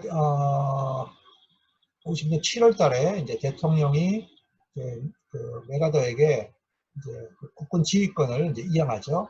우리가 이제 작전권이 없잖아요, 지금도. 작전권을 우리나라에 전쟁 나면 대한민국의 군인은 대통령의 통솔하에 있는 것이 아닙니다. 미군 통솔로 들어갑니다. 이 작전권이 찾아와야 되는데, 참 이상한 게 어느 나라 우익이 군 작전권을 안 받겠다고 하는 우익이 어디 있습니까? 대한민국의 우익은 우익이 아니라고요. 이게 말이 안 되는 거예요. 어느 나라 군대가, 자국 군대가 우익이 주체적인 것을 원하지 않고 다른 나라 군대에다가 자기 군대를 예속시키는 것을 원하는 우익이 어디 있습니까? 이때 그 중국을 이제 작전권을 지난번에 이제 미국 쪽에서 가져가라고 했는데 그걸 또 반대했잖아요, 그죠? 우익들이. 이건 이제 한강 철교를 폭파한 것이고요. 낙동강 정선까지 인민군들이 침략을 했죠. 자, 여기서부터 이제 반격이 시작이 되는데, 자, 부산에 와 있던 이제 기독교 목사들이 모여서 이때 이제 참회를 하는 거죠. 도대체 민족이 왜 이렇게 됐냐? 우리의 범죄 때문이다. 이렇게 참회하는 그런 기도회도 열리고, 미군이 북한을 점령한 다음엔 중국을 공격할 거라는 이제 우려가 있었습니다. 그래서 중국은 북한으로 들어올 경우 우리가 이제 전쟁에 참여한다는 사인을 여러 번 줬어요. 근데 이제 메가더가 사실 그걸 무시했죠. 무시하고 압록강까지 진격을 했는데 중공군이 이제 참전하면서 허리가 잘려버렸습니다. 인천 상륙 작전이고요. 인천 상륙 작전 후 이제 잡힌 포로들이고 서울을 순복했죠. 이때 이제 공산당들이 또 많은 민간인들을, 우익 인사들을 이제 학살했죠. 대전에서. 대전은 참 끔찍한 곳입니다. 이 사진은 이제 퓰리처 상을 받은 건데, 이제 파괴된 탱크 앞에서 동생을 업고 있는 이제 소녀의 모습. 이 한국의 모습이죠. 한국의 미래죠. 북진하고 있는 모습입니다. 이건 이제 북한에서 포로 잡은 것이고요. 원산에서. 이때 이제 김일성이 중국의 사령관 펜더케를 찾아가서, 이 펜더케가 전쟁에 아주 전술가였답니다. 전술가. 탁월한 전술가였대요. 그래서 이제 중공군이 참여를 합니다. 400명의 낙하산 부대가 이제 평양에 투입되는 거고요. 평양을 탈환합니다. 이때 이제 시민들이 이제 환영대회를 한 거고요. 함흥의 모습입니다. 이때 우리가 또 하나 잊지 못할 사건이 국민방위군 사건이라는 거예요. 국민방위군 사건은 군 간부가 전쟁 예산을 횡령해서 그 겨울에 수천 명의 그 우리 남쪽의 현역 군인이 아니라 이 방위군들이 굶어 죽고 얼어 죽고 그랬습니다. 말이 안 되는 짓들이 타락한 군인들에 의해서 이제 일어난 거죠. 그다음에 또 하나가 이제 거창 양민학살 사건인데, 중공군의 참전, 이렇게 해서 허리가 잘리면서 이제 미군들이 포로가 됐습니다. 사실은 이게 메가더의 전쟁 실패죠. 한강, 압록강, 대동강 철교가 파괴돼서 넘어오는 겁니다. 남쪽으로. 그리고 이제 중공군의 참전으로 남하하는 길이 막히니까 피난하려는 사람들이 다 이제 흥남부두로 밀려가기 시작했습니다. 흥남부두. 여기서 우리가 이제 기억해야 할 굉장히 중요한 사건이 이제 메러디스 빅토리아호가 원래는 이제 전쟁 물자, 미군의 전쟁 물자를 다 싣고 철수하는 것이 임무였습니다. 북한에서 이제 패전한 거니까. 그래서 이거를 이제 내려가야 되는데 이 그 선장이 이 많은 사람을 그대로 두고 갈 수 없다 이렇게 생각하고요. 물자를 바다에다 다 버리고 사람을 실었습니다. 대단한 분이죠. 사람을 살려야 된다 그래서. 사실은 이게 전시에 모르겠습니다. 이게 뭐 상부의 허락을 받았는지 모르지만 전시의 명령을 불복종한다는 거는 이거는 뭐 자기가 처벌을 받을 수도 있죠. 그런 상황인데 전쟁 그 군물자를 다 버리고 사람을 싣고 이제 남쪽에 거제도, 부산 이런 데 이제 이분들을 실어 나른 거죠.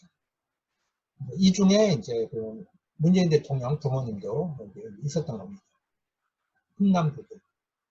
눈보라가 휘날리는 바람찬 흥남부두에 금수나 이게 그 노래가 나오는 게 이걸 배경으로 하는 거죠. 흥남부두를 이제 폭파하고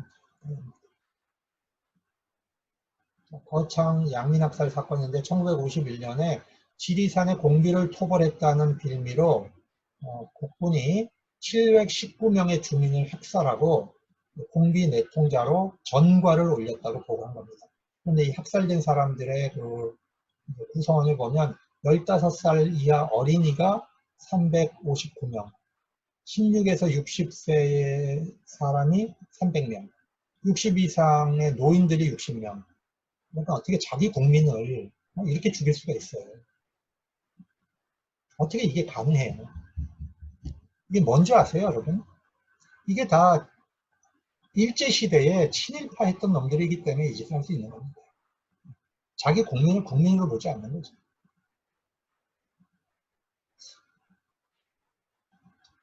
국회조사단이 이걸 조사하기 위해서 방문을 했을 때 국군 일개 소대를 공비처럼 가장을 해서 총을 쏴서 못 오게 만드는 그런 만행도 저질렀어요. 결국 이게 폭로가 돼가지고 내무부 장관, 법무부 장관, 국방부 장관이 다 사임을 하고 주모자들이 군법회의에서 실형을 받았는데 전쟁 중이라는 이유로 직사로 풀려납니다.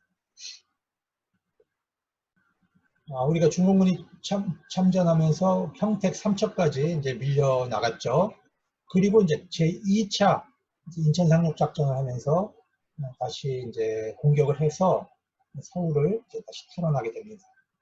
그리고 이제 7월 27일 날 휴전 협정을 맺었습니다.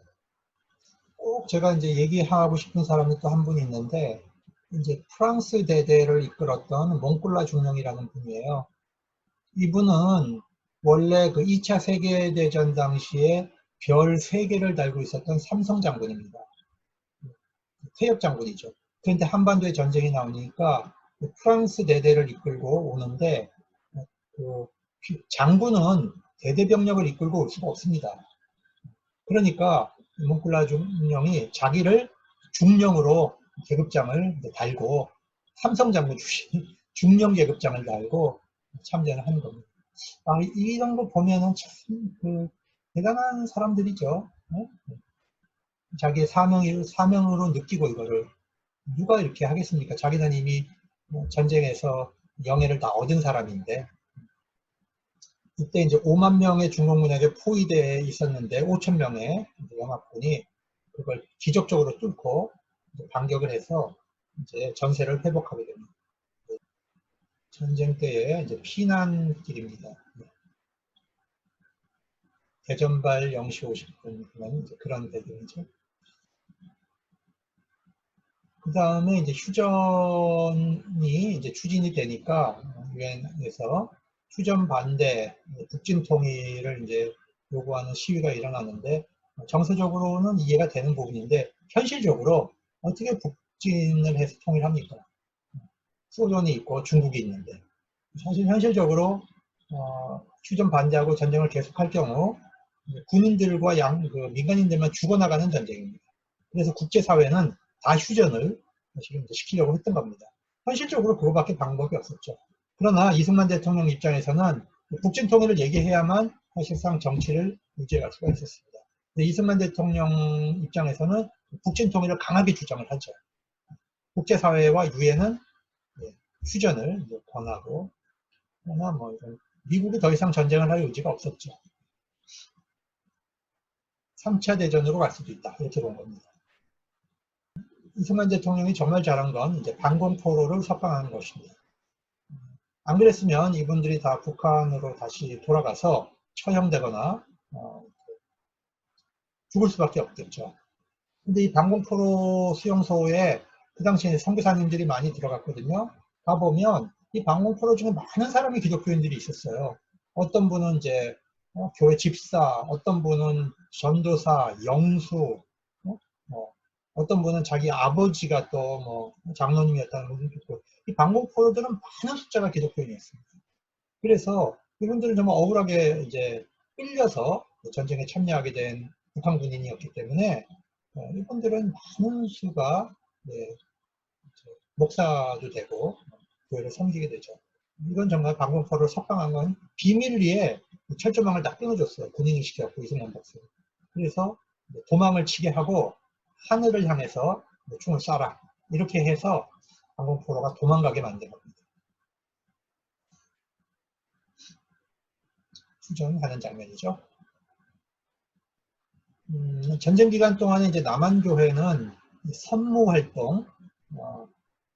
선무활동이라는 거는 이제 전쟁을 격려하고 우리가 이제 싸워서 이겨야 된다 이런 것을 정신적인 것을 격려하는 그런 활동을 하는 거죠.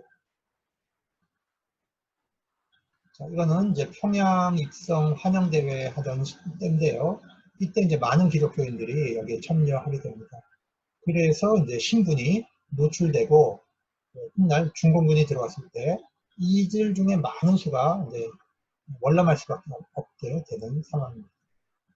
전쟁이 났을 때 이제 한경직 목사님, 유영기 목사님 이런 분들을 이제 미국에 파견해서 지원을 호소했고요. 북한 교회는 이제 그 기독교 민주동맹을 이제 재건했다 그랬죠. 이 김창준이라는 분이 과거의 목사였는데 평양 출신인데 월남을 해서 좌파 기독교인들을 조직하려고 했던 거죠. 그래서 김창준이 서울에 나타났을 때 이제 목사들이 완전히 사색이 됐다. 그런 얘기를 제가 들었어요. 왜냐하면 이제 김창준이 그 목사들을 다 잡아다가 이제 기독교 민주동맹에다가 이제 집어넣으려고 했던 것이죠. 그리고 북한에서는 이제 그 북한이 승리하도록 이제 교회가 기도하게끔 그렇게 만든 것이고요. 김익두 목사가 북한에 남았다가 결국에는 기독교도 연맹에 가입을 하고 혼납도 하고 살기 위해서 했겠죠. 그러나 이제 결국에 김익기 목사는 처형이 됩니다. 새벽기도 마치고 이제 이렇게 끝나고 나갈 때 공산당대에 들어가서 총살을 했어요. 외국 교회 반응을 봅시다. 한국의 그 이제 전쟁이 터지자마자 NCC가 이제 그 IMC 국제선교위원회 전화를 해서 북한이 이제 남침을 했는데 도와달라, 세계교회가 도와달라, 에큐메니칼 건에 이제 요청을 합니다. 그래서 이제 WCC가 남침 소식을 이제 통보하고 WCC 중앙위원회가 이제 7월 달에 모입니다. 토론토에서. 여기서 한국 상황과 세계 질서에 대한 성명을 발표했는데 유엔의 세계 질서 유지 차원에서 유엔군이 경찰 행동을 해달라, 한반도에서 경찰 행동을 해달라는 결정을 WCC 중앙위원회가 합니다. 그러니까 WCC 안에 속해 있었던 중국 교회, 그 다음에 동부 쪽 교회, 그러니까 중국 교회는 WCC를 탈퇴를 해버리고요. 체코의 로마드카라는 분은 왜 WCC가 한쪽만 편드냐? 지금 평양에 미군 폭격기가 얼마나 많은 사람을 이제 죽이고 있는데 왜 한쪽만 편드는 쪽을 택하냐? 이렇게 이제 동부 쪽 사회주의 기독교는 또 이제 반발을 했어요. 그러나 이제 WCC는 최초로 유엔군 파견을 요청하는 그런 이제 역할을 한 겁니다. 그런데 이제 WCC를 향해서 용공 시비를 거는 사람들이 있죠. 이건 말도 안 되는 짓이에요. 그리고 이제 구호 활동을 했는데 외국 교회가 피난민이 380만 명, 전재민이 400만 명, 그러니까 약 800만에서 900만 가량이 이 전쟁의 피해를 입고 이제 이렇게 그 고통스러운 삶을 사는 상황이기 때문에 국민의 전일반 가량이 구호를 받아야 먹고 사는 그런 상황입니다. WCC, IMC, 세계기독교 봉사회 이런 조직들이 기독교 구호위원회를 설립을 하죠. 그래서 한국에 이제 구호를 하는데 가장 많은 구호를 합니다. 기독교가 한국에 세계 그 에큐메니칼 연합기구를 통해서 그 창구가 어디였냐면 이제 CWS예요. 이게 교회 기독교 세계봉사회가 전 세계 교회가 모아오는 모든 구호 문자를 이제 CWS로 이제 통합을 합니다. 그러면 CWS가 그걸 갖고 들어오잖아요. 그러면 누구를 통해서 이걸 풀겠어요? 구호 문자를 한국 교회를 통해서 풀 수밖에 없는 겁니다. 그러니까 한국에 있는 NCC와 한국 기독교회를 통해서 구호 문자를 주로 이제 풀게 되죠. 이때에 교회가 뭘 배우냐 하면 사회복지라는 게 중요하구나 하는 것을 배우는 거예요. 그 전까지만 해도 한국 교회 목사들이 보수적이어서 선교사님들도 보수적이어서 기독교가 이 사회봉사를 해야 된다라는 생각을 못했어요. 그런 거 하면 안 된다. 교회는 예배만 드려야 된다. 이렇게 생각한 겁니다. 그런데 전쟁 와중에 누가 그 일을 할 수가 있어요? 국가도 지금 기능을 제대로 못하고 있는데. 그러니까 교회만이 유일하게 가난한 사람을 보살필 수 있는 통로가 되잖아요. 이러다 보니까 교회로 사람들이 몰려 들어오는 거죠. 전쟁통에. 교회 와야만 뭐 밥이라도 얻어먹을 거 아니에요. 이러니까 교회가 자연스럽게 이 사회복지가 얼마나 중요하구나. 이 봉사가 복음 선교에 얼마나 중요하구나 하는 것을 교회가 체득하게 되죠. 이때 이제 많은 고아원도 세워지고 여러 가지 이제 구호기구들이 세워지는 것입니다. 아동 구호단체들, 기독교 아동복지회, 스완슨 복음전도회, 그 다음에 이제 홀트 아동복지회, 이제 이런 것들이 많이 생깁니다. 여기 보니까 이제 한국 기독교 세계봉사회가 조직이 되는데 장감성 구세군. 그러니까 주로 이 조직들은 NCC에 속해 있는 교회죠. 장로교, 감리교, 성결교, 구세군은 NCC에 속해 있는 교역자와 장로로 기독교 세계봉사회가 조직이 됩니다. 그러니까 해외에서 들어오는 물자들이 주로 어디를 통해서 이제 갑니까? 장로교, 감리교, 성결교, 구세군을 통해 가는 겁니다. 이러다 보니까 침례교의 전신인 동아기독교는 뭐 원조 물자를 못 받잖아요. 이러니까 미국의 남침례교와 이제 연결을 해가지고 우리도 이제 남침례교가 되겠다, 침례교가 되겠다 이렇게 해가지고 한국의 침례교가 생기는 거죠. 6.25 전쟁 과정에서 이제 한국 교회는 상당히 이제 미국을 의존하게 되는 그런 경험을 하게 됩니다. 전쟁 과부 구호, 30만 명의 전쟁 과부가 생겼고요. 아이들은 51만 7천 명의 고아가 생겼습니다. 국제연합한국재건단, 웅크라라고 하는 건데요. 세계 봉사회 이런 데가 그 과부들을 보살피는 모자원, 어린아이를 데리고 있는 과부들을 보살피는 그런 시설들을 많이 세워나가게 됩니다. 그러니까 개신교만 한 건 아니고요. 이제 보시면 가톨릭 쪽에서도 메리널 수녀회, 이때 이제 월드비전이라고 하는 것이 이제 이때는 월드비전이 아니고 선명회라 그랬어요. 선명회. 그래서 이제 전쟁은 미국 정부, 교회, 군대의 구호품이 이제 그 한국 사회가 이제 친미화되는데 기여를 합니다. 그 이승만 정권 때에 주로 한국인들이 뭘 받아 먹었냐면 PL480호라고 하는 것이 있었습니다. 미국에서 잉여 생산물, 미국이 이제 남는 생산물을 이제 축적해 놓고 있었습니다. 이거 그냥 그대로 바다에 갖다 버려야 되거든요. 사실은. 이제 한국 전쟁이 터지니까 이거를 이제 한국으로 가지고 왔죠. 밀가루, 엄청난 밀가루가 미국의 원조 물자로 오게 되는데 사실 한국 사람들이 이제 그거 받아 먹고 사는 거죠. 그거 가지고 또 이제 삼성 같은 것도 큰 거죠. 삼성이 처음에 설탕, 밀가루 이런 걸로 컸잖아요.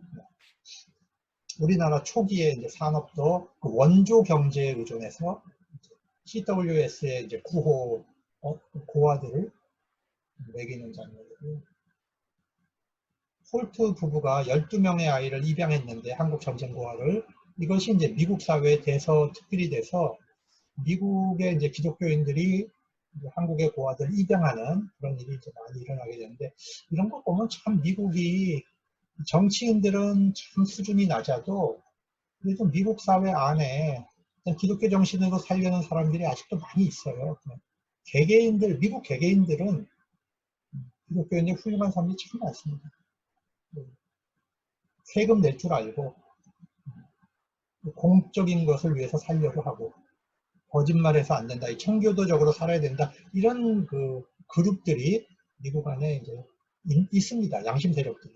건강한 도덕 세력들이 존재하죠. 선명회는 주로 이제 고아들로 구성된 이제 성가대 합창단을 만들어서 이 아이들을 이제 전국으로 전 세계로 데리고 다니면서 한국의 실상을 알리고 구호 물자를 받아오고 이런 일을 했죠. 비참하게 살았죠. 나쁘게 얘기하면 아이들 파는 거죠.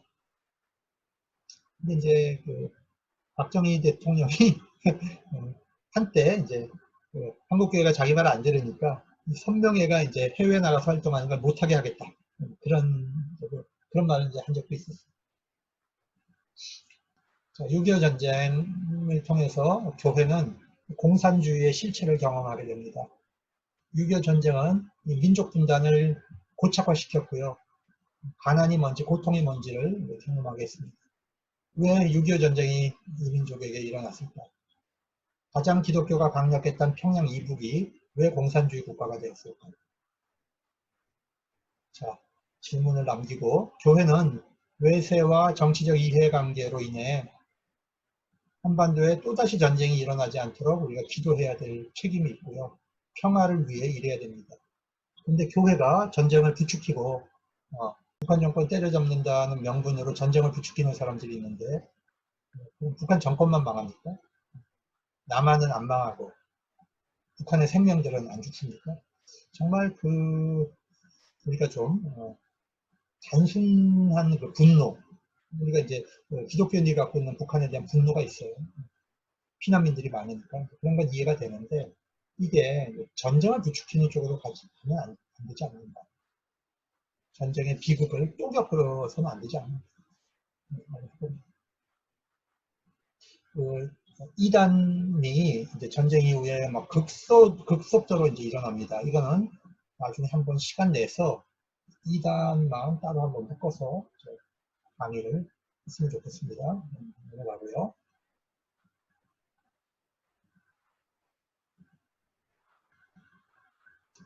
일공화국 때 교회와 정치 관계를 한번 살펴보겠습니다.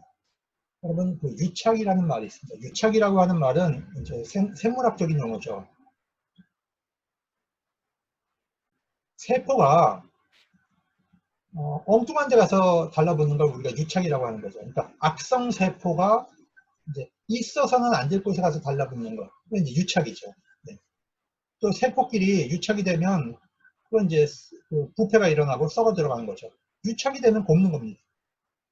그러니까 이 유착이라고 하는 말은 비정상적인 공생관계, 이걸 우리가 유착이라고 얘기하는데, 정치와 종교가 비정상적으로 공생관계를 만드는 것, 이걸 우리가 정교유착이라고 말을 합니다. 정교유착이 되면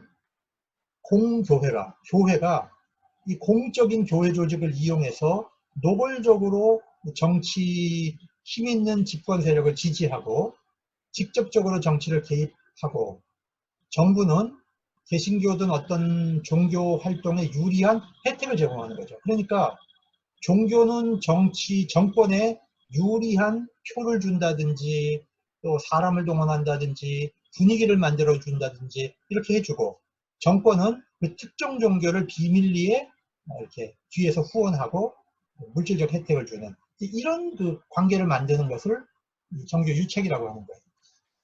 이렇게 되면 종교도 망하고 교회도 망해요. 우리가 올바른 정치와 종교 관계가 있습니다. 그것은 국민의 복지를 위해서, 공공의 선을 위해서 국가와 정부가 협력하는 것은 굉장히 바람직한 일이고 중요한 일입니다.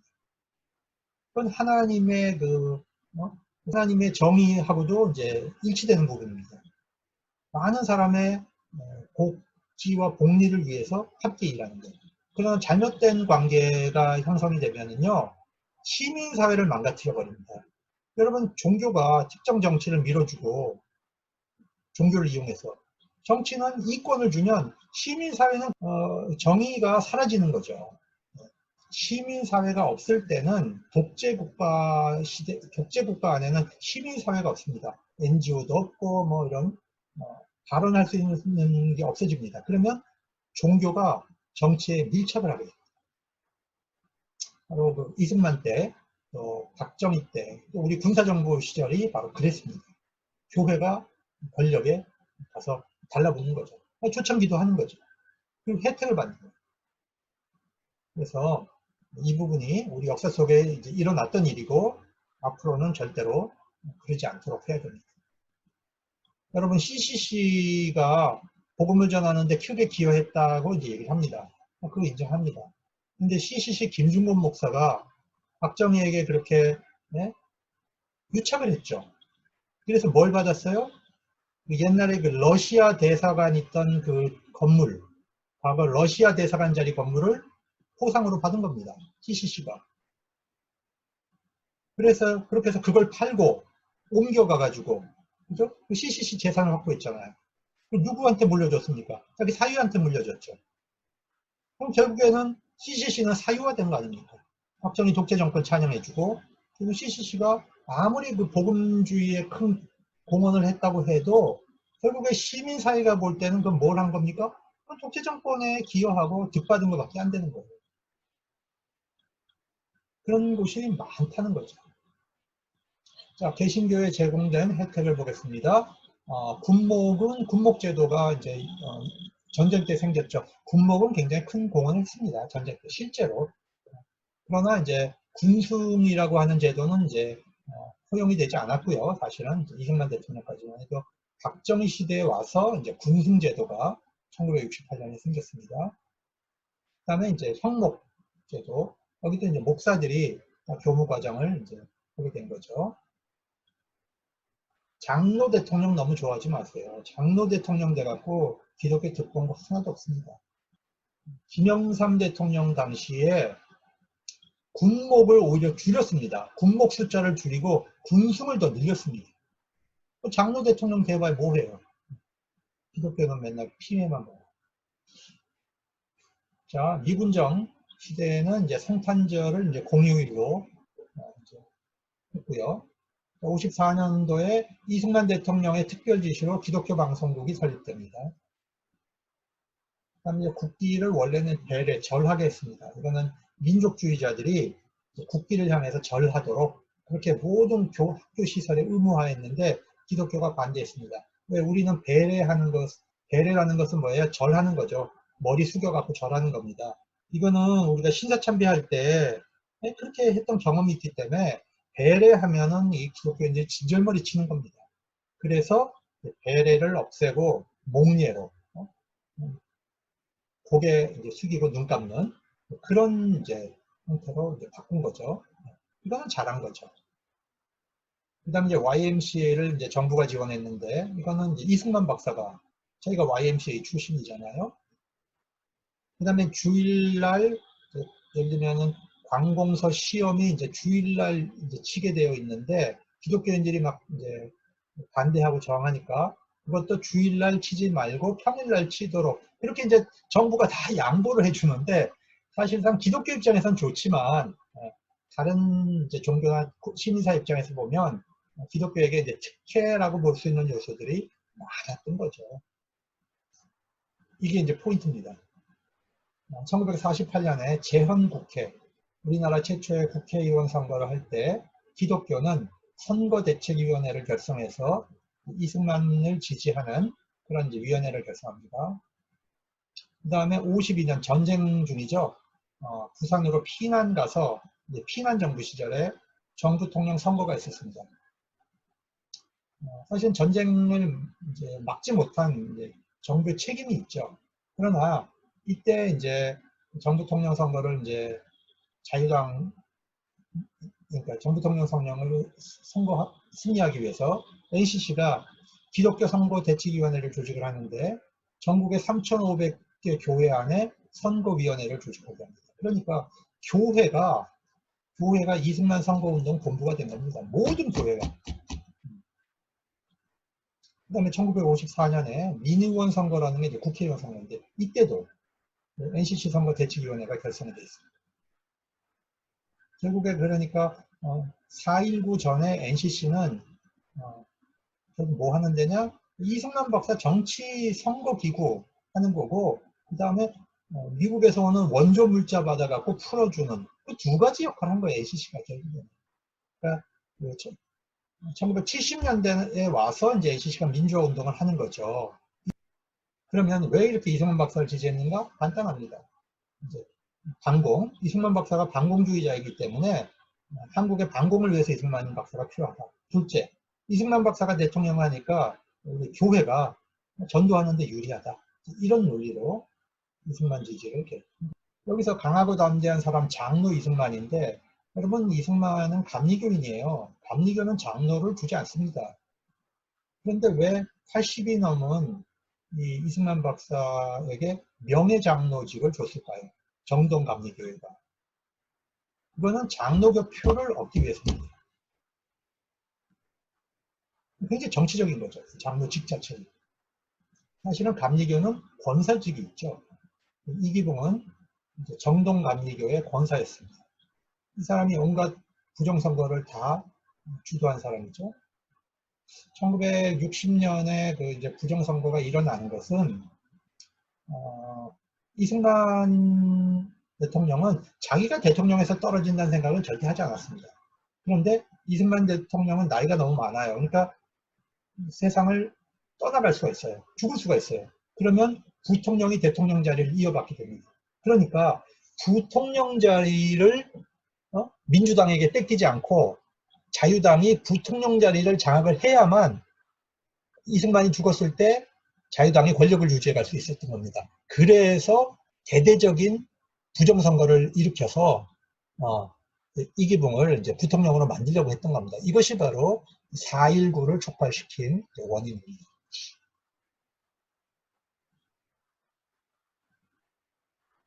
이때만 하더라도 국회의원 숫자가 기독교인의 비율이 엄청나게 크죠. 21%, 48년에 25%, 54년에 18.7%, 58년에 19.7%. 중요 요직의 개신교인의 비율이 압도적으로 이제 크다는 것을 보여줍니다. 자, 이거는 이제 자유당 선거위원회에 기독교 지도자들이 이제 참여를 해서 선거를 어떻게 이길 거냐, 어떻게 이길 거냐, 목사들이 조언이 된 겁니다.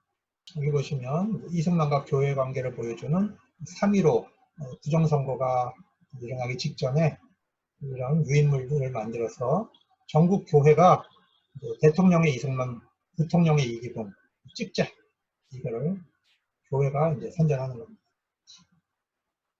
전국교회 부형모님 교회의 여론은 결정되었습니다. 부정선거를 이제 대대적으로 저질렀는데요. 자, 그렇다면 이승만 박사가 일방적으로 기독교인만 정치적 측근으로 삼았냐? 그렇지 않아요. 처음에 이승만 박사가 삼았던 정치 측근이 한민당이라고 그랬죠. 한국민주당. 이 사람들은 대부분 이제 개신교인이고 미국 유학하고 이제 친일 경력이 있고 이제 지주들 친이죠. 이 사람들은 이제 정치 기반으로 했는데 한국의 야당은 한민당에서 나오는 겁니다. 그러니까 지금의 민주당 세력은 한민당 안에 신파와 우파 싸움이 일어납니다. 신파와 우파 싸움. 그 과정에서 이제 민주당이 나오는 거예요. 그러니까 한국의 민주당은 사실 우익이지 결코 좌파가 아닙니다. 한국의 민주당은. 그래서 과거에 이제 여당 세력이 민주당을 좌파라고 하는 건 그거는 이제 정치 공작이지 뿌리 자체가 지주를 기반으로 한 야당이 나온 겁니다. 사회주의로 갈 수가 없어요, 민주당은. 그 다음에 한민당이 이제 야당화 되니까 이승만이 이제 장면을 데리고 천주교 세력을 자기 파트너로 이제 합기 일을 합니다.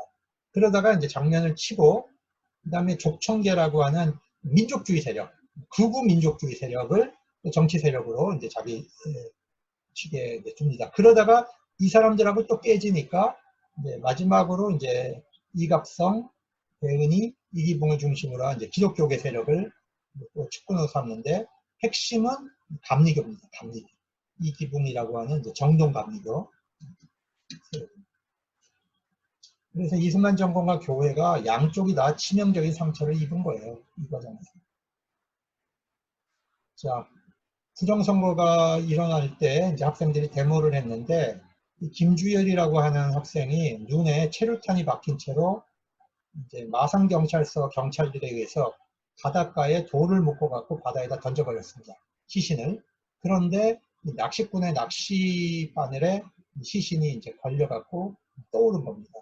자, 이것을 동아일보 기자가 찍었어요. 그래서 이게 난리가 난 겁니다.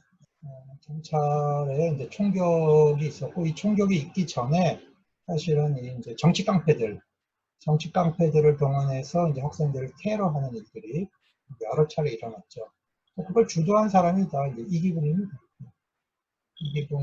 이기붕의 수하에 있던 동대문 상권을 장악하고 있는 이제 이정재라고 하는 깡패 조직이 백색 테러를 이제 또 가능한 거죠. 그리고 이제 4.19 학생혁명 당시고요. 자, 이기붕 씨인데 그 이기붕 부인이 이제 박마리아라고 하는 분이고 감리교인들이고요. 그 왼쪽에 있는 이제 친구가 이제 장남인데 얘를 이제 이승만 박사의 양자로 보내죠. 양자로. 충성을 보이기 위해서 그러니까 그 이승만 박사 이제 자식이 없었다 그러는데 사실은 자식이 있었어요. 본부인이 있었습니다. 그 프란체스카하고 살기 전에. 아무튼 이강석이라고 하는 아이를 양자로 줍니다. 그런데 이제 알려지기는 이강석이가 이제 아버지를 반대하는 데모가 전국적으로 일어나고 그대로 뒀다가는 이제 이기붕이 맞아 죽겠다 생각을 하고 권총을 들고 와서 속인가 그랬는데 자기 아버지, 어머니, 동생을 다 쏴 죽이고 자기도 자결했다. 신문에는 그렇게 나요. 나는 참 그거 믿을 수가 없어요. 아무리 독한 놈이라 그래도 어떻게 자기 아버지, 어머니, 동생을 쏴 죽이고 자기가 자결합니까? 제가 볼 때는 이기붕을 죽임으로써 뭔가 사태를 수습하려고 했던 거 아닌가. 저 그런 합리적인 의심이 좀 드는데 역사는 그렇게 판결했습니다. 자기란 걸로. 네. 그리고 이제 이승만 대통령의 동상이 철거돼서 흘려내려옵니다. 이게 뭘 의미합니까? 교회도 같이 흘려내려오는 거죠. 이승만 동상이 파괴되는 순간에 교회의 권위, 교회의 어떤 영적 질서, 이런 거 다 무너지는 거죠. 그래서 교회는 가이사에게 것은 가이사에게 줘야 하지만 하나님의 것을 가이사에게 줘서는 안 됩니다. 거리두기가 있어야 되고요. 교회의 그 지도부들의 이권을 위해서 교회 공조직을 정치에 갖다 바치는 이런 일들이 다시는 일어나서는 안 되고, 교인들이 또 지도자들이 현명해야만 교회의 영적 권위를 지킬 수가 있는 겁니다. 이렇게 해서 오늘의 수업을 모두 마치도록 하겠습니다.